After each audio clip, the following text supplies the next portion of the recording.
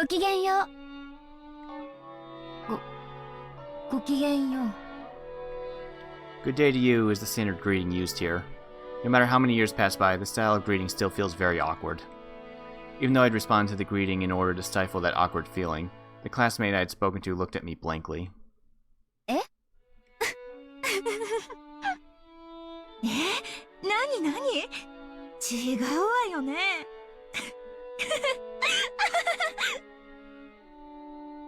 Their choice of words and manner were certainly what you'd expect from a school for rich girls, but the actual meaning was as innocent and cruel as you'd expect from kids of that age. It seems they found it funny that I'd mistakenly thought that the greeting was directed at me. No, it might be the opposite. Maybe they didn't know how to react to her being suddenly greeted by a gloomy, quiet kid like me. No, judging by the gazes of my classmates, who were looking this way over their shoulders and whispering to each other, it looked as though some of them had considered this refreshing morning ruined. I was dark, because I was disliked. So trying not to get in the way of everyone's refreshing morning anymore, I stooped lower and entered the classroom. Almost like I was cutting through the aisle in a movie theater while the movie was running. This is an all-dorm school, St. Lucia Academy. It's not a school that anyone can get into by taking a test. It's a hidden rich girls' school, known only by a select group of celebrities from various fields. For lofty nobles who wish their daughters could be raised like saints, this was probably the ideal school which to protect them from the impurities of the common world. But at the same time, it was probably also convenient for nobles who wanted to confine daughters they didn't want out in public. As well as an academy isolated from the impurities of the common world, it also had an excellent potential as a prison school. I was truly among the latter, and was confined in St. Lucia Academy, forced to live my life in dreariness. Of course, there weren't many students like me, and you couldn't tell us apart at a glance. However, even if we never fessed up about it, you could usually figure out who we were by watching how we acted. After all, we were always hanging our heads, with an expression on our face as though the whole world had abandoned us. Anyway, every class had one or two kids like that, so even if they didn't speak up about it, you could guess who they were. Therefore, even though I never confessed that I was one of those kids, at some point, everyone in my class knew about it. Just like how the seriousness of an injury becomes a sign of a status in a hospital room, how noble a birth one had became a sign of status here. Those girls couldn't be acknowledged in public were probably nothing more than filth to the others. They must have thought that getting involved with such students would dirty them as well. When a rumor sprang up about a particular student, those facetious girls would grow cold and distant, chasing that student out of all social groups. Thanks to that, I led a quiet life like this, all by myself. Well, that's only if hearing people whisper behind my back, finding my things lost or broken all the time, and having everyone pretend like they didn't know anything, can be called a quiet school life. Even this early in the morning, I must look worn out. I can almost understand why my other classmates, who had a refreshing morning, looked at my face and wanted to click their tongues. Conscientiously trying to do as I should and avoid tainting my classmates' morning, I quietly took my seat. Then, unusually, someone came to talk to me. It was the class leader. ごきげんよう、白宮さん。朝からご機嫌斜めなご様子ね。ちゃんと睡眠は取られてる？何かご用ですか？学年発表会のアンケート、まだ提出してないの、後宮さんだけよ。昨日までが提出日だったの、お忘れ？ I'm pretty sure I heard something about that last week, but I thought the questionnaire hadn't been passed out yet. The details would be written there, so there shouldn't have been any need to remember them beforehand. アンケート用紙もらってないですけど。そんなはずありませんよ。寮長から全員にちゃんと配布されてるはずです。なくしてしまったならそうと素直におっしゃればいいのに。なくしました。今すぐ書きますから。用紙をいただけますか？ Again, either someone lost my sheet or they intentionally didn't tell me about it. But I have no way of knowing who was behind that. In the end, treating it as though it was my own carelessness would settle everything more quickly. 書いたらご自身で生徒会室のアンケートポストに投函されるように。うちのクラスだけですよ。夕べまでに全員のが揃わなかったのは。As I hung my head at the class leader scolding, I could hear the giggles and whispers of people watching, coming from no direction in particular. Ushirimiya-san did it again. She's just so careless. She doesn't deserve to be in the school. She has no dignity, and no manners either. Sorry, girls, but I've dealt with much worse when it comes to unfair personal attacks. As I froze my heart and let those arrows of ridicule pass by, I quickly filled out that questionnaire.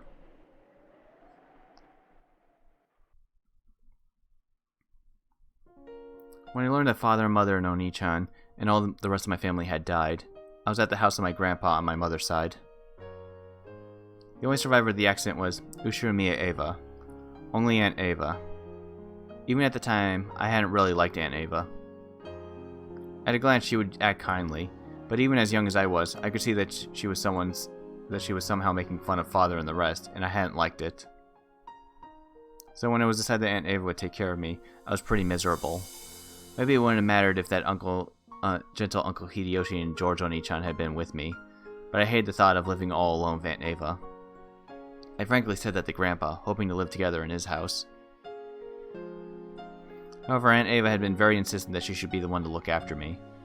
She had no desire to remarry, so as her successor, I was essential if the Ushirimiya family was to continue. Aunt Eva felt very strongly about the family. She insisted that she take charge of me right away so that she could give me an education and lifestyle fitting for a successor. After that, it seems that confusing negotiations with lawyers take place, but in the end I was forced to go live with Aunt Eva. After doing that, Aunt Eva told me something. You must bear all the glory and history of the Ushirimiya family, and in order to make you a fitting successor to bear that, the rest of your life will be decided to frantic studying. Sacrifice the rest of your life for the Ushirimiya family. That's what she said. At first, I thought she meant that literally, but I quickly realized that that wasn't the case. Because even now, in Aunt Eva's eyes, the one most fitting to succeed her was the late George Oni-chan. At our first meal together, I received strict instructions and questioning about table manners, and was forced to listen to her abuse mom and dad as though they had been neglectful in their discipline. I also received the same strict instructions regarding manners at my first party, and the clumsiness that had been disparaged in front of everybody, forcing me to enjoy the insults to mom and dad as well. After that, repeated over and over, I eventually began to understand. Aunt Eva didn't really want to make me her successor. She thought George Oni-chan was the only one truly suited to be her successor, and she couldn't forgive the fact that it was meant to be me instead. So she insulted me in front of lots of people.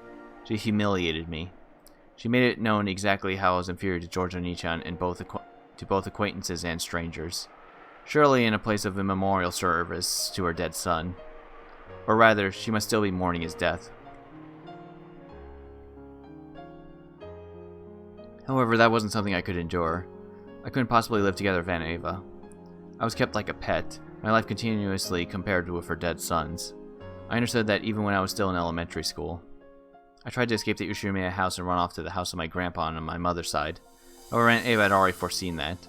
Now, thinking back on it, she must have lured me into escaping. I was caught by the guards and brought back. And for being a coward who had smeared the Ushirimiya family crest with mud and tried to throw it away, in a way that makes my whole body shake and quiver just remembering it, I was punished. How should I describe what Aunt Eva is like when she punished me? In a frenzy? Gleeful? I saw the anger and sadness of losing her beloved son, as well as the hatred and pain from me stealing away that inheritance from the son who should have received it, and the dark pleasure at being able to let those feelings out on me. I was hit with all those negative emotions at once.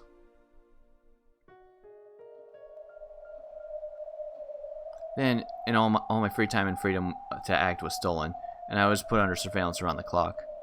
I may have lived in a gorgeous mansion, dressed in expensive clothes, but my heart and my dignity had been trampled upon, and I was the Ushirimiya family's slave, its cattle. Compared to that lifestyle, the derisive laughter of my classmates here was calm and pleasant. It caused my heart no trouble.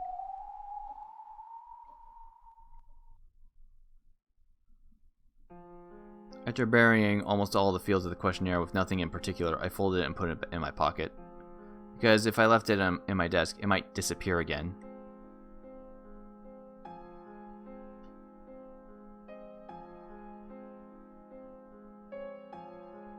During lunch break, after dropping it off in the post box in the student council room, I finished lunch by myself, as usual, and hid behind the school building where no one could be seen. Only my time by myself could protect me from the derisive laughter and gossip. Since I was hated and didn't have a single friend, my time alone was the most kind to me. After checking the surrounding bushes to see whether some malicious classmates were hiding and threatening my time of quiet, I finally relaxed the tension from my entire body, knowing that I had gained some true peace. Then, I let out a sigh. It faltered, heavy, as though it were the first time I had breathed out today. My old favorite place behind the vegetable garden storehouse had been found out by my classmates, and I had been teased, so this was my new lunchtime hideaway. There was nowhere to sit behind the school building. As I crouched near the wall in the shadow of the bushes, I opened my bag and took out a book with an elaborate old-fashioned binding. Just glancing at it, you'd probably think it was a religious book or something written in the Middle Ages. But this wasn't a book. It was a diary. Of course, it wasn't my diary. There weren't any special things worth writing about in my daily life. Every single day was just gray, cold and dry. In those completely unchanging days, there aren't any changes worth writing down. This was the diary of Maria One-chan, a girl I had been very close to. She had been a bit strange and 3 years older than me, but One-chan was always a warm, wonderful cousin. She would always grab me by the hand and let me join in on some fun game. I remembered that being able to see her was the most fun part of our family gatherings. When I opened the diary, the characters, which were made fairly skillfully considering that this was an elementary schooler, were packed close together, though they were written on every other line. Was she just hopelessly obsessed with jotting everything down in her diary? Probably not. To her, writing her daily life down in a diary was probably like having a conversation with another part of herself. So rather than an object on which the events on her day were written down, Maria One-chan's diary was written like a letter to another part of herself, telling of the events of that day. I found this diary among her belongings after her death and secretly took it home. At first I felt like reading someone else's diary might be boorish, satisfied with myself with just keeping it by my side, but I couldn't help flipping through the pages and reading through it bit by bit. And by now, she had become my only friend. I gently opened to the page with the bookmark. マリアお姉ちゃん、お待たせ。また、お姉ちゃんのお話を聞かせて。At the same time, a very, very soft breeze blew, tickling the paper. I thought the open diary might have sparkled faintly. The weather's good today. Maria One-chan loves the wonderful days of sunlight. So I'm sure she's in a good mood. On the pages of the open diary, no, in the world of the diary, Maria One-chan showed herself. I'm pretty sure she was 9 when she died, so her form was already younger than me. But I call her One-chan, so she affectionately calls me NJ. おー、エンジェ、今日は来るのが遅かった。お昼混んでた？うん、いつも混んでるわ。仲良しグループたちが席を陣取ってる上に、食事を終えた後も席を塞ぎ続けてるから。食堂に行くのが遅くなると致命的ね。今日は片付けの当番だったから。マリア、ご飯食べるの早い。早く食べ終わるとその分いっぱい遊べるな。Maybe she realized I was holding a grudge because that duty had been forced upon me, and shortened my lunch break bit by bit. Maria One-chan rightly changed the subject. Grateful for that act of kindness, I responded by saying I was a slow eater. Maria calmed me down, saying something about teaching me the trick to eating fast. I read about it in her diary. No, I heard about it from Maria One-chan. She was ranked #1 among the girls in the speed eating ranking for a grades newspaper. She was apparently very proud of that, but a little disappointed that her mother, Aunt Rosa, hadn't praised her very much for it. じゃあ今日のお話を始めるね。昨日はどこまでお話をしたかな？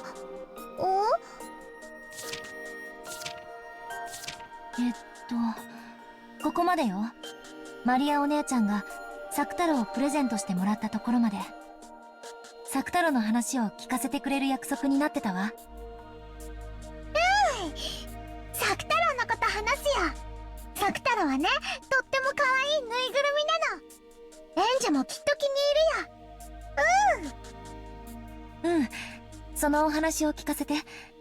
マリアお姉ちゃんにお話を聞かせてもらえる昼休みだけが学校で一番心を許せる時間だ。マリア話す。作太郎はね、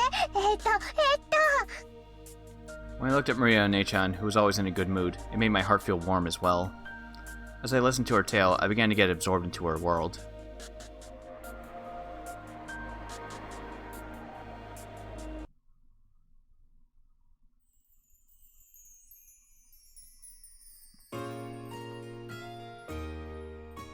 ハッピーバースデーマリア。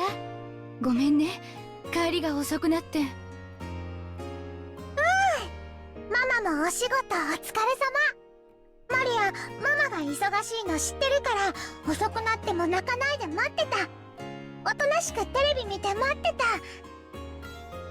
うん、マリアは偉いわね。お行儀よく待ってたご褒美に今日は何でも好きなものを注文していいわよ。もちろん食べきれる分だけだけどね。今日はコーンスープをオニオングラタンスープに変えてもいい？ええ、いいわよ。200円高くなるけどプロシュートピッツァに変えてもいい？ええ、いいわよ。本当に食べられるならね。でもいっか、誕生日だしね。ちゃんとお行儀よく待ってたいい子のマリアにご褒美もないとね。じゃあデザートにエンチェラードチーズケーキもつけていい？あとね、シェフの気まぐれフルーツサラダにキッズフライドポテト、メロンソーダも飲みたい。マリアはいい子、マリアはいい子。ママに褒められた。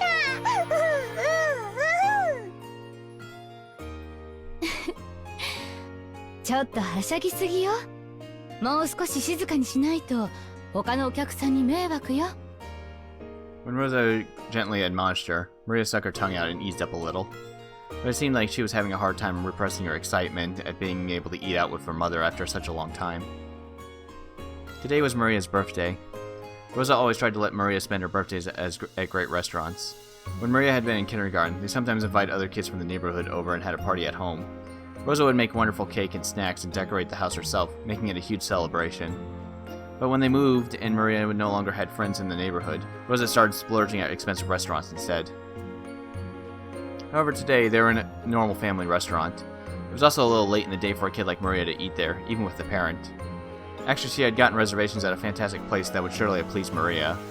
Of course, she had also prepared a wonderful cake with Maria's name written on it, but Rosa just hadn't been able to finish up her business and had been forced to cancel. Since that plan had been traded for a local family restaurant, Rosa felt a little indebted to Maria. So she was prepared to spoil Maria a bit and let her have her whatever she wanted tonight.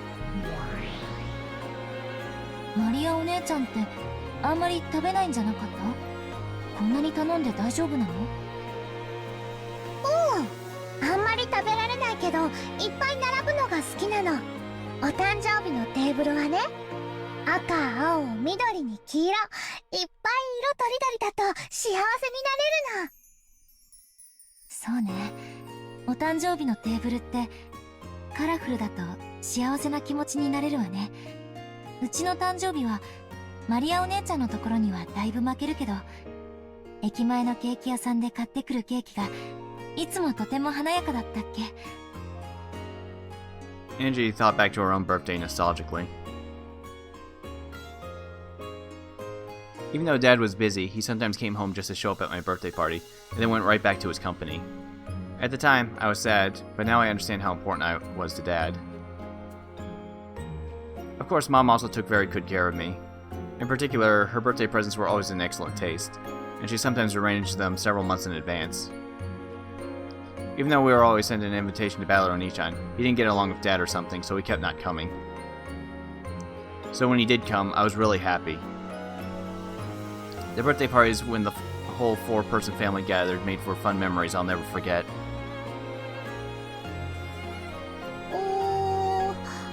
エンジェのお誕生日もとても楽しそうだね。バトラとルドルフおじさんがすごく賑やか。ワイワイキャッキャ。あ、バトラコーラかけられてる。Maria Onechan peeked into my happy memory.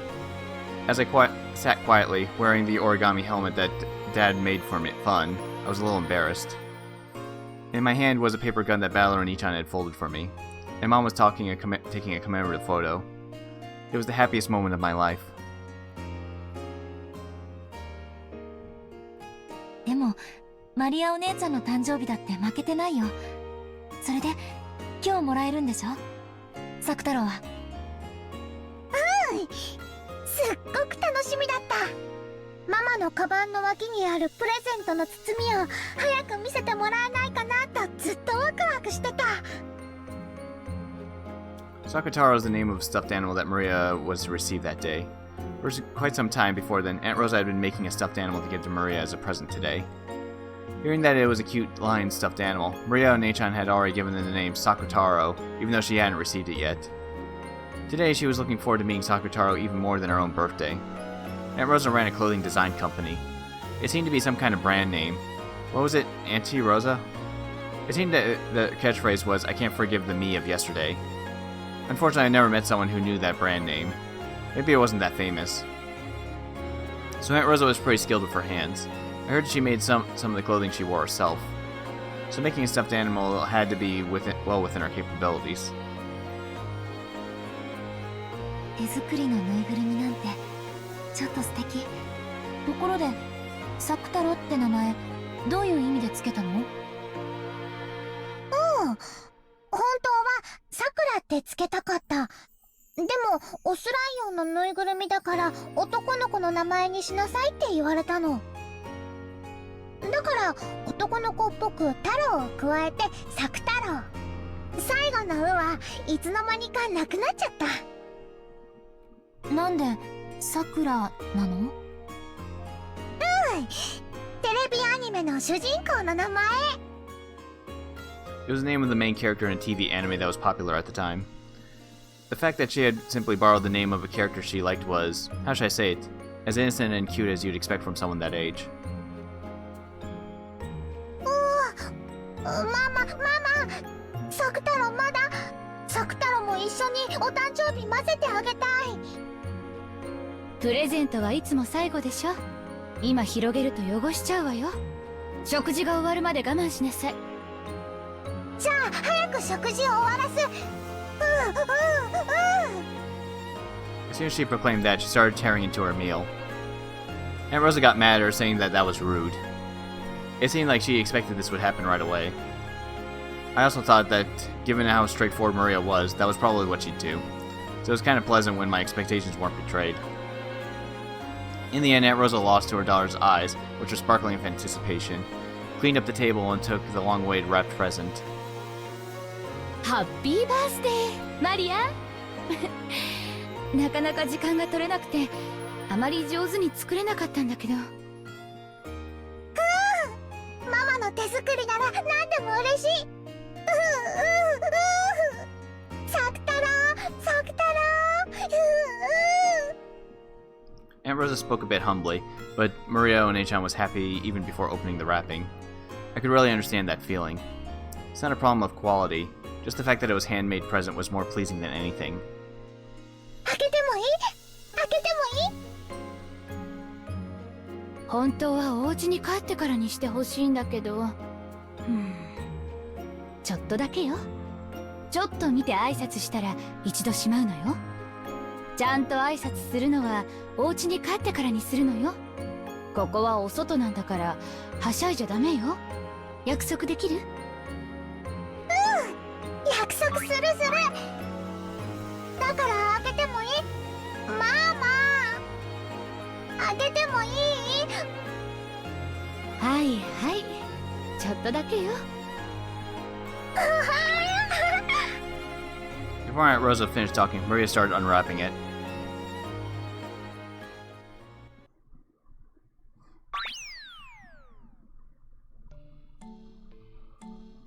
As soon as she did, yellow and orange peeked out. What appeared was a slightly blank-looking lion stuffed animal, with cute round eyes and a white chest.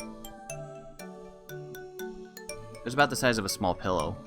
It looked pretty big next to someone as short as Maria-chan, but it probably wasn't that large. From the perspective of someone who didn't know better, it would probably look like something cheap off from a department store or something. But to Maria-chan, it was her mother's handmade stuffed animal, the only one of its kind in the world and irreplaceable. サク太郎。かわいい。すっごくかわいい。ママありがとう。お仕事で忙しいのにこんなにかわいいぬいぐるみを作ってくれて本当にありがと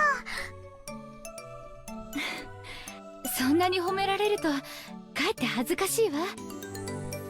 全然時間が取れなくて大したものを作れなかったの。本当は抱えきれないくらい大きなのを作るつもりだったのにね。これでいい。このくらいの大きさならいつも一緒にいられるもん。一緒にお出かけできるもん。さく太郎、お姉ちゃんだよ。ふりゅー。本当に可愛らしいぬいぐるみね。この子がマリアお姉ちゃんの一番のお友達のさく太郎なのね。学校には一緒に行けないけど、お家ではいつも一緒にいる一番のお友達なの。さく太郎はね、とっても無垢で可愛らしくて、そしていつもマリアに優しくしてくれるの。マリアに元気のない時には励ましてくれて、マリアが元気な時は一緒にいっぱい遊んでくれるの。だからマリアはもう寂しくなんかない。ママが仕事で忙しくて一人ぼっちでも寂しくないし、学校で誰も遊んでくれなくても全然寂しくないの。ねえ、さく太郎、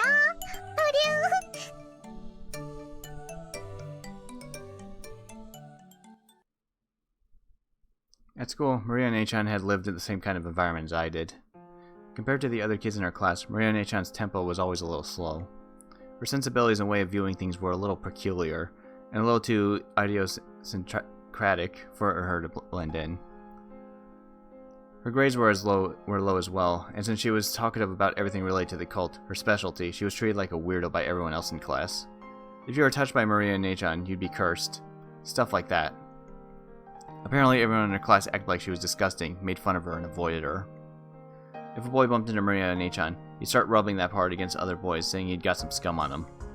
He'd pick up her stuff like it was something filthy and chase the other boys around with it. It seemed the girls thought that even speaking to her was unpleasant, so they ignored her all the time, only giggling and sneering at her whenever they made a mistake. いじめっていつの時代も似たようなものなのね。人間ってほんと進化しないの。滅べばいいのに。マリアはいじめられて悲しいけど、でも仕方ないと思うの。仕方ない？どうして？だってクラスには一人いじめられっ子がいないといけないってルールなんだもん。最低なルールね。それを作ったやつの後頭部をレンガで殴ってやりたいわ。もちろん角で。もしもマリアがいなくなったら、きっとマリアの代わりに新しい誰かが新しいいじめられっ子に選ばれる。マリアが我慢することで、マリアはその子をかばってあげられるの。As she said that, she smiled faintly.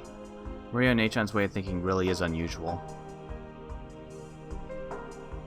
According to her, from the beginning, a witch had resided in that place called a school. No, she says that any place where a lot of people gather will have a witch residing there. The witch tries to steal the students' souls through death by disease or accidents. Apparently, she sometimes corrupts those souls, leading them down the path of evil. She says that an angel came, not content to let that continue. 天使様はね、魔女をやっつけようとした。でも魔女は兄弟で、戦いは7日7番に及んだんだけど、それでも決着しなかった。疲れ切った魔女は休戦しようと言ってこう提案したの。前に聞いたわ。私はこれまでクラスの生徒の半分を病気にしたり怪我をさせたりしてきました。でもその代わりに残りの半分の生徒は病気と怪我から守ってきました。だからもしもクラスの一人を私への生贄にいじめられっ子にしてくれるなら、その他全員の生徒を病気や怪我から守りましょう。だったっけ？おう、天使様は考えたの。クラスの半分が不幸になることに比べたら、クラスの一人だけが不幸になることの方がずっといい。それに魔女はその強力な力で他全員の生徒の安全を守ってくれるという。クラスに40人の生徒がいるとして、20人の犠牲者が1人に減って19人が助かるというわけね。実に合理的な提案。I wonder if there's some theme behind this fairy tale. If it is a creation by Muriel Nechan, a 9-year-old girl, it'd be pretty impressive. 天使様はその提案を飲むことにした。だから一人の生贄によって19人は救われた。だからマリアの役割は大切なの。魔女は19人を守ってる。私たちが生贄になることによってその19人に感謝された覚えはないけれど。Maria Nechan's idea was too compassionate. Both of us are suffering from a very similar type of misfortune. And yet, maybe a small difference in our way of thinking changes how peaceful our hearts are. それでマリアお姉ちゃんは悲しくないの？悲しくなんかないよ。だってこれからはサク太郎が一緒だもんね。サク太郎。うりゅう、マリアと一緒なら僕も元気。ほら、サク太郎も元気って言ってるよ。Maria Nechan hugged the Sakutaro stuffed animal, playing both sides of the conversation herself. I don't understand it, but that's exactly why I wanted to reach Maria Nechan's level, so I was intensely drawn to her tale and her words. エンジェは一人ぼっちだから辛い？辛いわ。でもマリアお姉ちゃんとこうしていられる時間だけは別。一人ぼっちじゃないから。ならサク太郎もお友達になればもっと楽しくなるよ。じゃあ今日からサク太郎もエンジェの新しいお友達だよ。ね、サク太郎。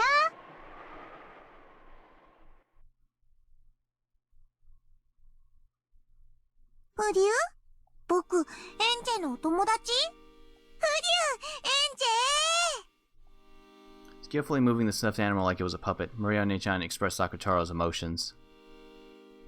She was controlling him, but the charming way she waved his short hand and cocked his head to the side made it feel like he was really was a new friend called Sakutaro.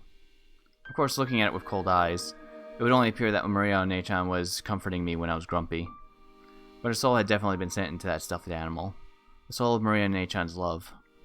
So I acknowledged the existence of a being called Sakutaro inside that stuffed animal. エンジェもサク太郎に挨拶して。ほら、サク太郎もご挨拶。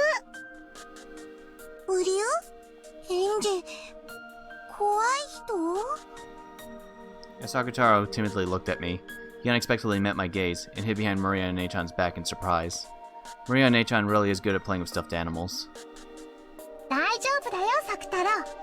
エンジェは怖くないよ。とっても優しい女の子だよ。どうも、サク太郎です。うりゅう。はじめまして、サク太郎。エンジェよ。新しいお友達になれて嬉しいわ。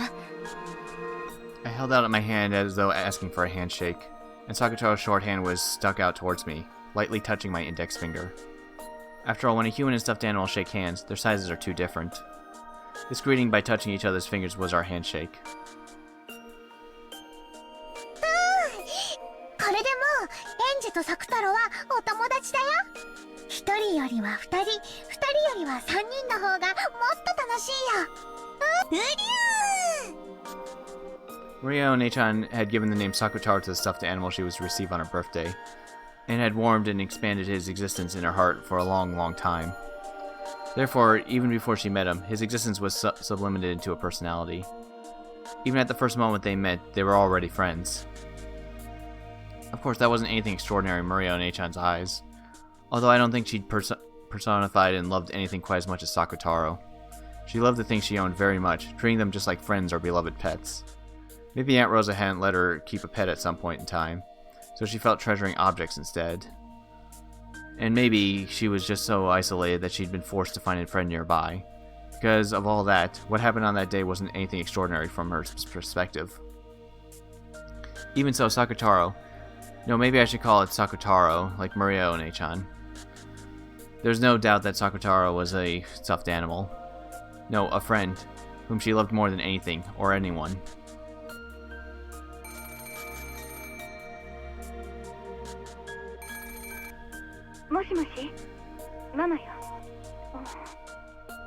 上機嫌ね。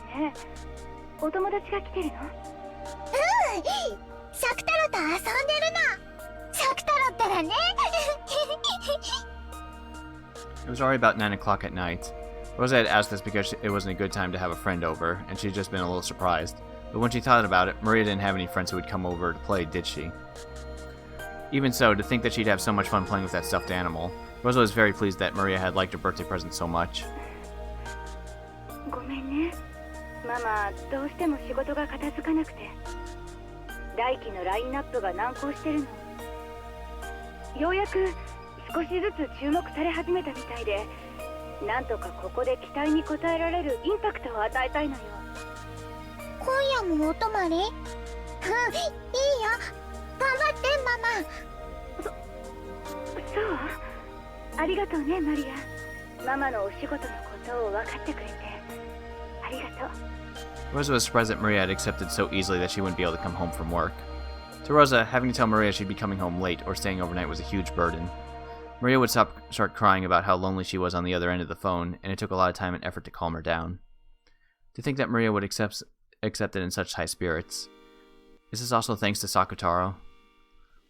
Rosa once again pleased that she had given her daughter such a good present. 明日のこの時間には帰れるようにするわ。明日は一緒に夕食をとりましょう。マリアは夕食はまだよね。コンビニでお弁当を買ってきて食べてね。お菓子はダメよ。ジュースもダメよ。お釣りと一緒にレシートも入れておくのよ。わかった？サクタロとお買い物。サクタロとお買い物。こら、サクタロはダメよ。お留守番させなさい。From Maria's manner of speech, Rosa got the feeling that Maria might have gone shopping with the stuffed animal without her knowing about it. Rosa's forehead creased, and after sourly saying that Maria definitely mustn't do that, she hung up. おー、サクタロとお買い物ダメだってママに言われた。ウリュウ、マリアとお買い物に行けない。一人でお留守番、寂しい。なんでママ、サクタロとお買い物行っちゃダメなんて言うんだろう。おー。ウリュウ、きっと僕がマリアと一緒にいるのを見られると恥ずかしいんだよ。恥ずかしい？なんで？ママはよく僕を外に連れて行っちゃいけないって言うし、マリアのことをよくもう何歳になったんだからダメとかそういう言い方をするし。マリアはサクタロと一緒で全然恥ずかしくないよ。僕はライオンだけどぬいぐるみだし。ライオンでぬいぐるみだけどマリアのお友達だよ。だから一緒にお出かけしよう。ママがいない時だけ内緒で。ひょっとしてサクタロも恥ずかしい？僕は恥ずかしくないけど。ウリュウ、ちょっとお外の人が怖い。そっか。じゃあサクタロが怖くなくて一緒にお出かけできるようにする。マリアに任せて。便利なのがあるの。Maria started fishing around in her messy room.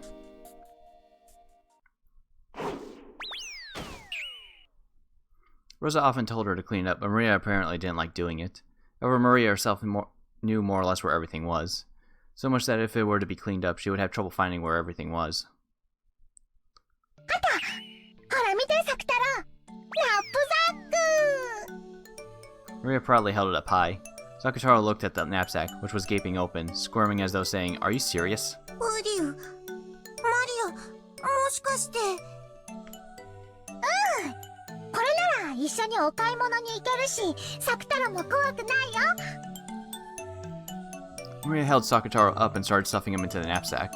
At first, she tried to stick him in head first, but then he'd be upside down and suffocate. So she pulled him out and tried pushing him in again, feet first. ウリュウ、きつい、狭い、暗い。ウリュウ。ほら、大丈夫だよ。頭を出せば狭くないし暗くないから怖くないよ。景色もいいよ。ウリュウ、本当だ。これならマリアと一緒にお買い物に行っても大丈夫？大丈夫だよ。服は何がいいかな。さあさあ、お出かけしよう、さくたら。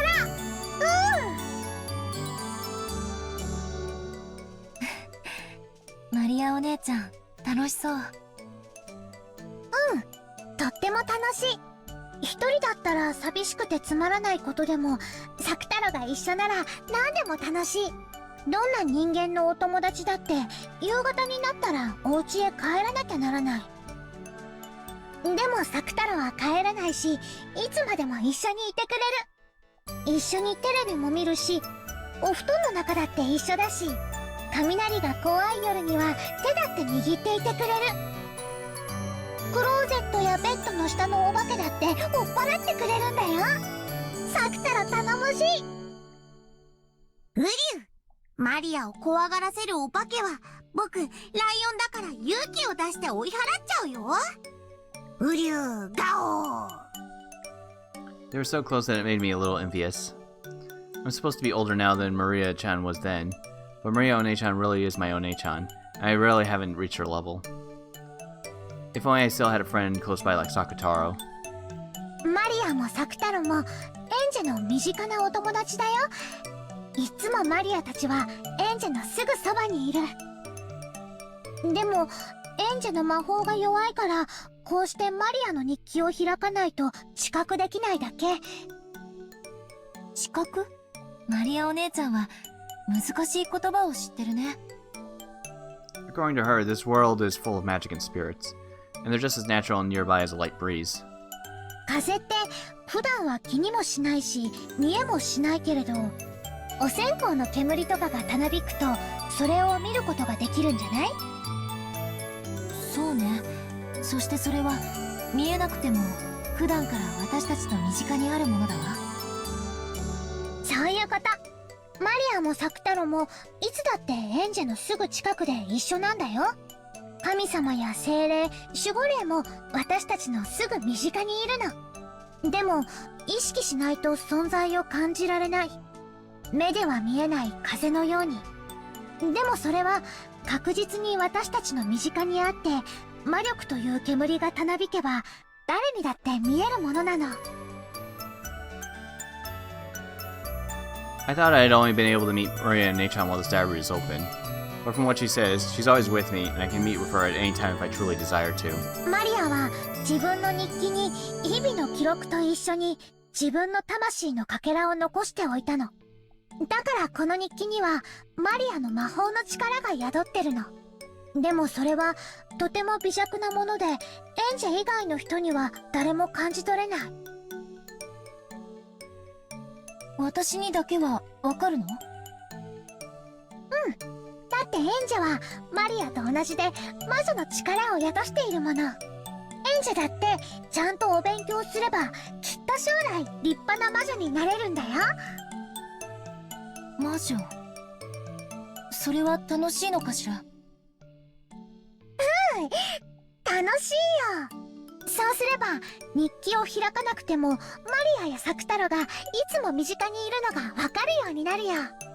そしたら毎日がとっても楽しくなる。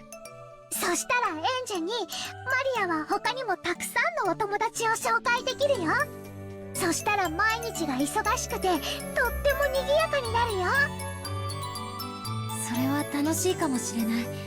マリアお姉ちゃんが残した魔導書も持ってるわ。今度真面目に読んでみるわね。そしたら私も一人ぼっちじゃなくなるかな。Maria, Nechan, and Sakutaro said that at the same time, happy that I had developed an interest in the world of witches.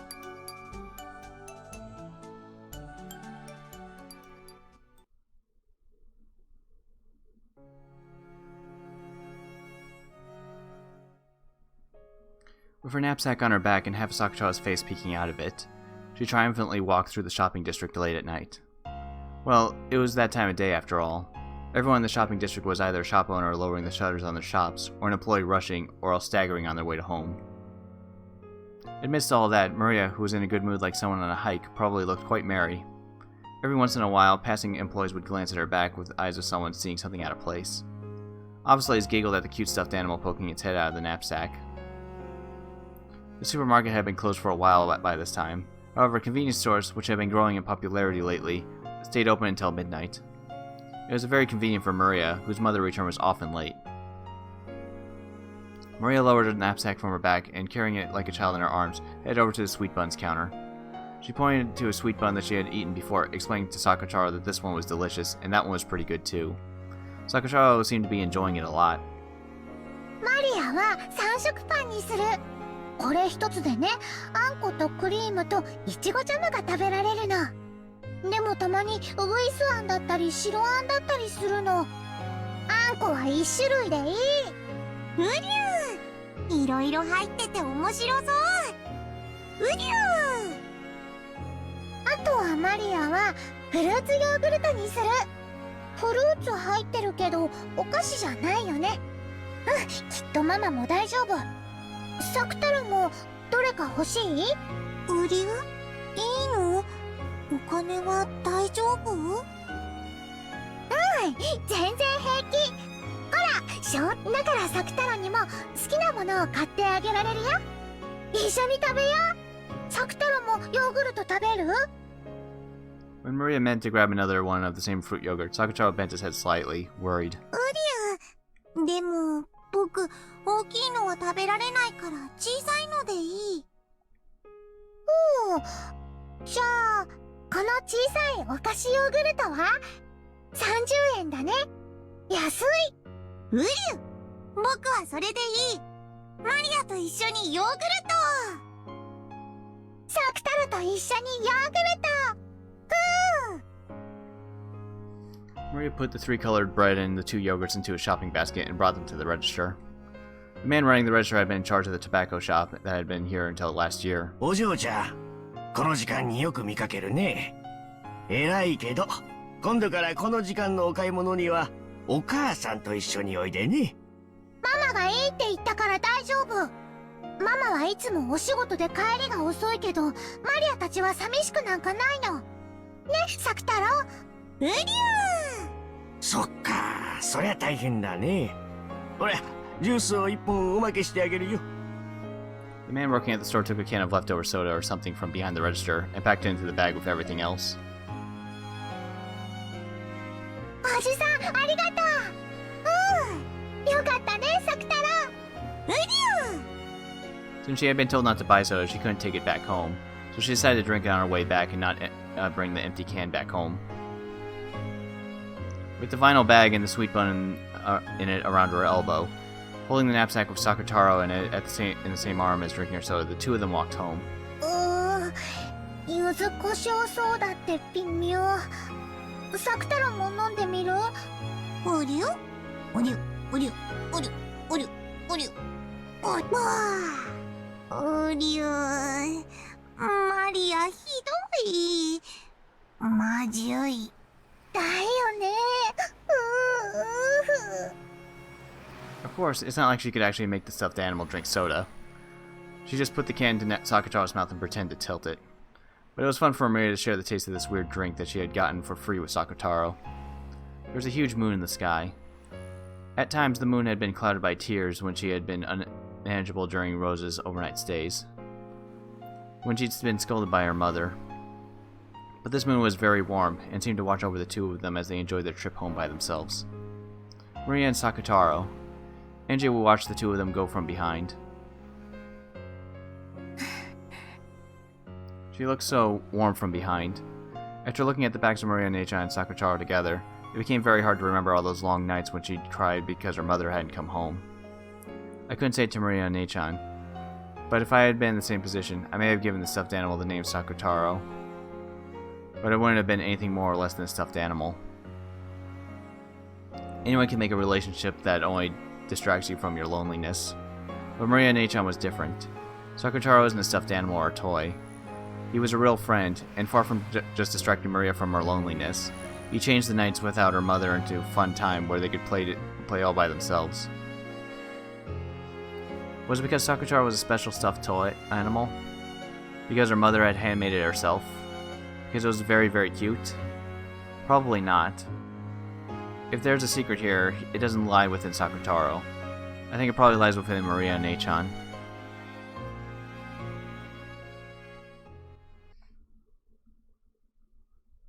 これがマリアお姉ちゃんの言う魔法の力なの？魔法を知るということは、今まですぐそばにいたのに気づけなかったたくさんの友達に気づけるということ。まるで新しいおもちゃ屋さんが近所にたくさんできるみたいに楽しいこと。Even if I, locked in an academy without a single friend, had power like Maria and Achan, I wonder if I could make my days just a bit richer. I wonder if I'd be able to honestly shed tears on nights I felt like crying, to smile on gray nights. できるよ。エンジェはできる。だって、エンジェにだって魔女になれる資格があるもん。魔女になる資格。マリアも魔女になれる資格あるんだよ。だからまだまだ勉強中の修行中なの。きっと素敵な魔女になってほうきでお空をかけてケーンで虹を描いて飴玉を空から降らせるの。マリアはきっとできるよ。そしたらエンジェにも見せてあげるね。きっとそれは素敵な夢の中のような光景だから。Maria and Achan said that, making an absolute promise with her smile. There's no way I could become a witch. But if Maria and Achan says that, it makes me feel that maybe I can really become a witch. Because in reality, on that desolate night, when no flower of a smile could possibly have bloomed, her magic surely gave birth to a smile. 魔女になれるかな？なれるよ。エンジェは少し年齢を重ねちゃったから、魂が少し重力に惹かれちゃってる。だから、マリアよりも修行は大変かもしれないけど、でも、きっとなれるよ。だってもう、エンジェは魔法の一端に触れてるもの。私が魔法を？だってほら、もうこの世にはいない私をこうして呼び出して語らっているよ。これは魔法なの？私が日記に残した魂のかけらをエンジェは魔法で膨らませて私を蘇らせてる。さっきも言ったよね。こうして私と再会して会話ができて時に笑顔を見せられるんだから、エンジェは魔法の才能がきっとあるんだよ。マリアお姉ちゃんが保証する。お姉ちゃんはさっき言ったわ。私は日記を開いた時にしか会えないと思ってるけど、本当はいつも身近にいるって。私に魔法の力がもっとあれば、それを見て、今こうしているようにお姉ちゃんと会話ができる？いつでも？いつでもお話できるよ。朝のおはようの時だっていつもそばにいるし、授業中だってそばにいる。退屈な授業は私とお話しして気を紛らわせようよ。食事の時には話し相手になれるし、お昼休みだってこれまでのようにいつも一緒にいようよ。放課後だって一緒にいるし、もちろん寮に帰ってからだって私はいつもそばにいる。日記を広げた時にしか私を見てくれないだけ。日記を閉じてもマリアお姉ちゃんは私のそばにいてくれるんだよね。いるよ。だからエンジェが私を見ようとして、そして話そうとしてくれれば、私はきっと答えられるよ。しっかりと見て話そうとしてくれれば。私やってみる。簡単じゃないよ。いきなり上手くなんてきっといかないよ。わかってる。きっと簡単じゃないと思う。でも私、マリアお姉ちゃんみたいになりたい。おお、わかった。じゃあ、私をよく見て。しっかり見て。ゆっくり目を閉じたり開いたりして。いきなり長くつむっちゃダメ。私の姿を瞳に焼き付けては、それをまぶたの裏に染み込ませていくつもりで。やってる。まぶたを閉じても私をイメージできるようになったら、そのままゆっくり柔らかく目を閉じていて。どう？まだ私が見えている？多分見えてると思う。じゃあ一度目を開いて。いよいよ本番。心を落ち着けたら日記を閉じて。その時一度マリアの姿は消えてしまうかもしれない。でも焦らずに心を落ち着けて。そしてまぶたの裏に染み込ませた私を逆に瞳に染み込ませていくつもりで、ゆっくりと虚空に私をイメージして、私を虚空に見て。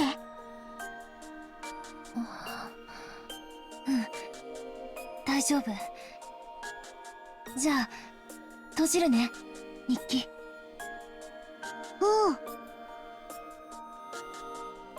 Slowly, I closed it.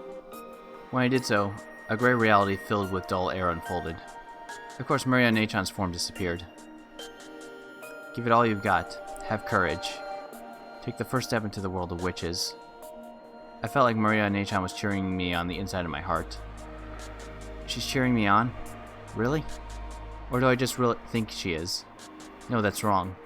It's because I think that I cannot see her. Maria Nachan is always by my side, and even now she's definitely there, cheering me on to do my best.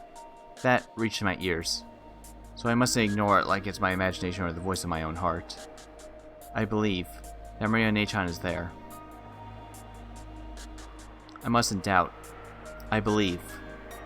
Onechan said she'd always be by my side. I must not doubt that.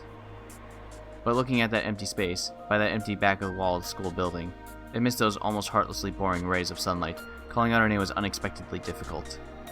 The chains of common sense that had clung to me until today sneered at me, telling me that calling out to empty air was ridiculous. It was almost like being told to take a step forward off the roof of a skyscraper overlooking a sea of lights. It's Maria Nachan saying it. It's alright, she's saying that I'm someone who can do it. Stop thinking you might fall, or that it would be foolish to take the step off a roof, and free yourself from those chains of common sense.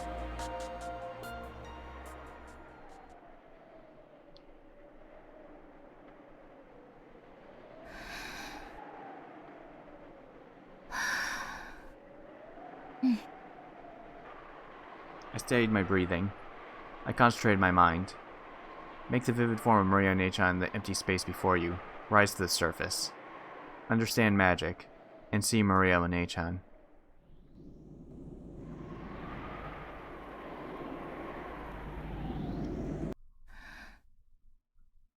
Maria, お姉ちゃん。誰かいるの? At that time, I was answered by a rustle in the bushes and a wild cry. I came to my senses. It looked like I wasn't the only one behind the school building. No, since I had been so immersed in the world of the diary, I hadn't noticed someone coming. I recognized a group of 3 beyond the bushes. They were kids from my class. From their appearance, it felt as though they had come behind the school building to gossip about someone or talk in secret. I hurried out of that place, because if it became known that I had been alone in a place like this, mumbling to myself, it'd become a pain again. 言ったよね。言ったよね。マリアお姉ちゃんとか言ったよね。やばくない？心霊とか見えちゃってんじゃないの？あれ。